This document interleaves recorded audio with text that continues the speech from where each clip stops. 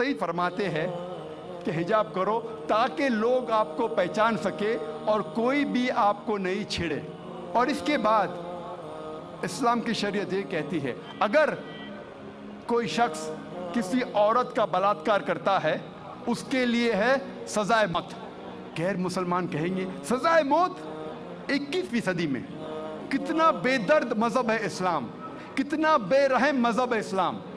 لیکن جب میں سوال غیر مسلمانوں سے پوچھتا ہوں اور ہزاروں غیر مسلمانوں سے پوچھا ہوں کہ مثال کے طور پہ اگر اللہ نہ کرے خدا نہ کرے کوئی آپ کی ماں کا بلاత్కాر کرتا ہے اور وہ بلاత్కాر کرنے والے کو میں آپ کے سامنے لے آتا ہوں اور آپ کو جج بناتا ہوں, آپ کیا سزا دیں گے اسے؟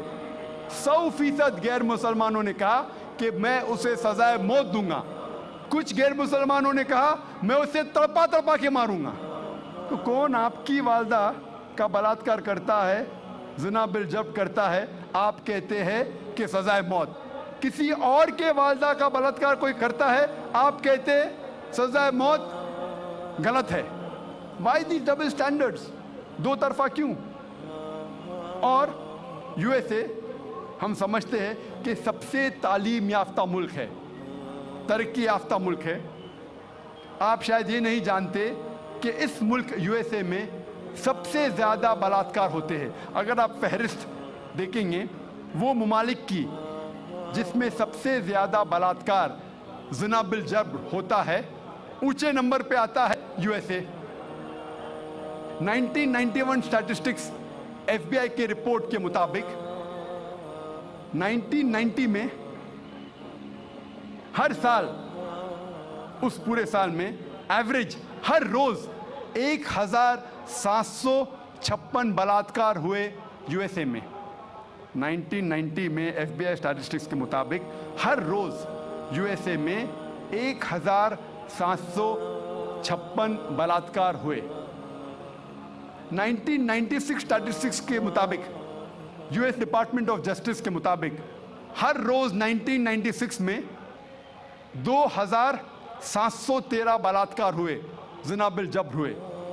1990 میں 1756, 1996 میں 2713.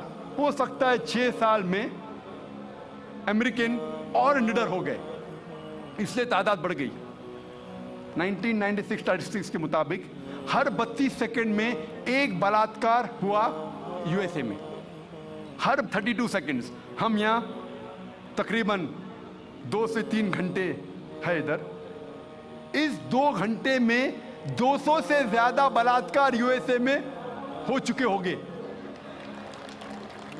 جب سے ہم یہاں ہیں جمع ہوئے ہیں 2 گھنٹے سے 200 سے زیادہ بلاత్కాر یو ایس اے میں ہو چکے ہوں گے. میں آپ سے پوچھنا چاہتا ہوں اگر ہم اسلامک شریعت, اسلامی قانون یو ایس اے میں لاگو کرتے ہیں, کوئی بھی آدمی کوئی عورت کو دیکھتا ہے اور غلط خیالات آتے اسے نظر نیچے کرنی چاہیے. اس کے بعد عورتیں اسلامک لباس پہنے, سارا بدن ڈھکا ہوا ہونا چاہیے, صرف چہرہ اور ہاتھ کلائی تک دکھ سکتا ہے.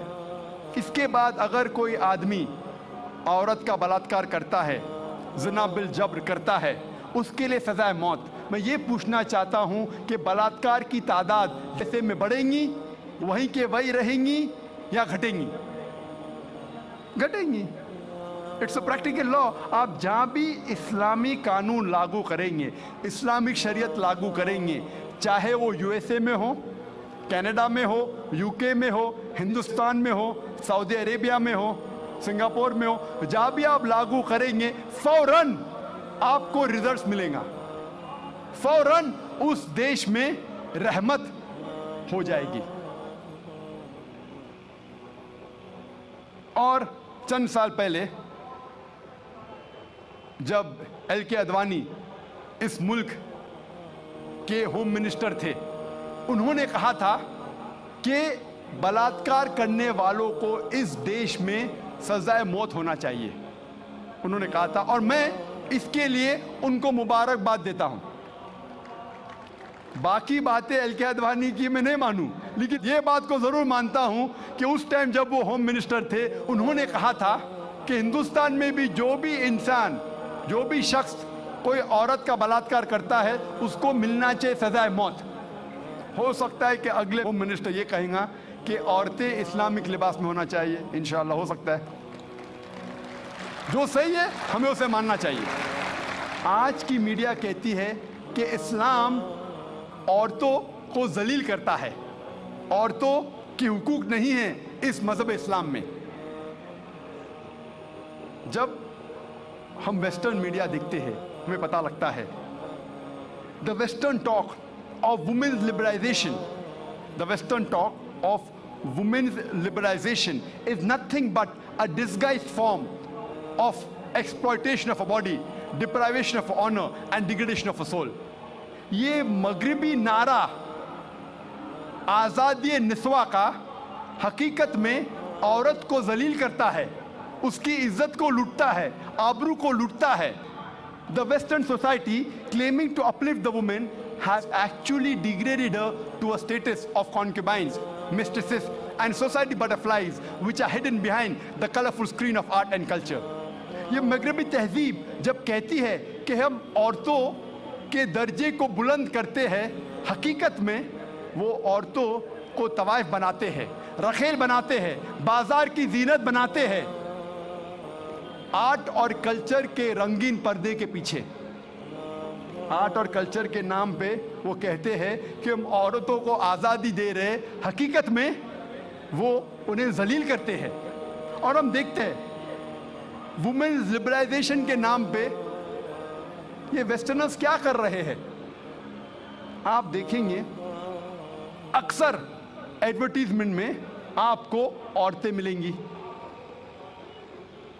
جو چیز عورتیں استعمال نہیں کرتی اس میں بھی عورتیں موجود ہیں۔ مثال کے طور پہ آپ اگر موٹر سائیکل کی ایڈ دیکھیں گے، کتنے خواتین، کتنے عورتیں دنیا میں موٹر سائیکل چلاتی ہیں، کتنے، پھر بھی موٹر سائیکل کی ایڈ میں آپ عورتوں کو دیکھیں گے۔ ایک بہت فیمس ایڈ تھی، مجھے کس نے کہا تھا، بی ایم ڈبلیو موٹر گاڑی کی۔ ایک گاڑی ہے بی ایم ڈبلیو جو نوجوانوں میں بہت فیمس ہے، بہت مشہور ہے۔ عام طور پہ مرسڈیز کو مانا جاتا ہے بہت اچھی گاڑی، لیکن نوجوانوں میں بی ایم ڈبلیو، وہ اور تیز ہے، اس کا پک اپ اچھا ہے، تو نوجوان پسند کرتے ہیں بی ایم ڈبلیو گاڑی، اور تیز اور پک اپ، ویری فاسٹ کار۔ تو مجھے کس نے کہا تھا، ایک مشہور ایڈورٹیزمنٹ تھی بی ایم ڈبلیو کی، اس بی ایم ڈبلیو کے آگے اس ایڈورٹیزمنٹ میں ایک عورت ہے بکینی میں، اس کے بدن پہ بہت کم لباس تھا بکینی میں، اور وہ ایڈ میں لکھا تھا، وہ گاڑی کے آگے کھڑی تھی وہ عورت بکینی میں، اور ایڈورٹیزمنٹ میں لکھا تھا ٹیسٹ ڈرائیو ہر ناؤ، اسے گھماؤ اور دیکھو ابھی، کس کو، لڑکی کو یا گاڑی کو۔ یہ مغربی تہذیب ان کے ماؤں کو بیچتی ہے، ان کے بیٹیوں کو بیچتی ہے، ان کے بہنوں کو بیچتی ہے۔ ہم اس کو بالکل غلط کہتے ہیں۔ ہم نہیں چاہتے کہ ہمارے ماں، ہمارے بہن، ہماری بیٹیاں بازار کی زینت بنیں۔ وہ لبرلائزیشن کے نام پہ، ترقی کے نام پہ اپنے خاتون، اپنے عورتوں کو بیچ رہی ہے۔ اور ہم دیکھتے ہیں کہ جتنا بھی میڈیا اسلام کو بدنام کر رہی ہے، اتنا ہی اسلام پھیل رہا ہے۔